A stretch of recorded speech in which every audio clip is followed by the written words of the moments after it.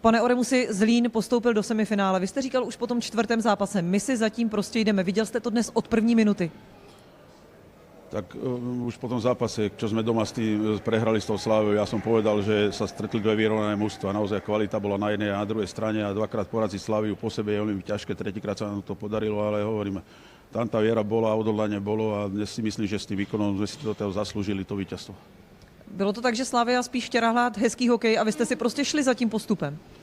Ne, ja som už po prvých 5 minútach, my sme mali dobré nohy, dobre sme brusli, boli sme aktívni, hovorím, tú Slaviu sme nejak nepustili do nejakých šancí, ale hovorím, tá kvalita na obidvoch stranách bola, ale dnes sme to asi chceli viacej, ako tá Slavia, ale ten náš výkon asi v dnešnom zápase bol asi jeden z najlepších, čo som pri mužstve. Jak moc velký podíl na tom dnešním vítězství má Daniel Huf a jeho skvěle nastavená hlava? Tak ja som prišiel, vedel som, že Huf chytá za Zlín, podáva veľmi dobré výkony a on potrebuje mať veľmi dobré sebavedomie, čo má, je to kvalitný brankár a určite je to brankár, ktorý patrí do extraligy a nám strašne moc pomáha. V semifinále narazíte na Kolín. Je to soupeř, kterého byste si přáli před touhle sérií?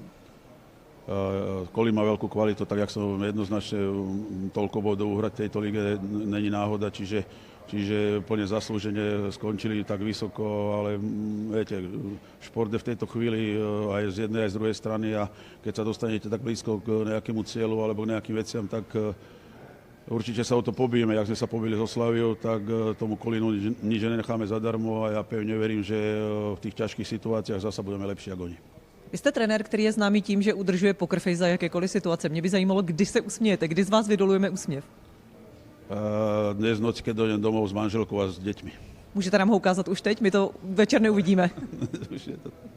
Byl tam. Moc vám děkuji, gratuluju, budeme se na vás těšit. Děkuji. Nashledanou.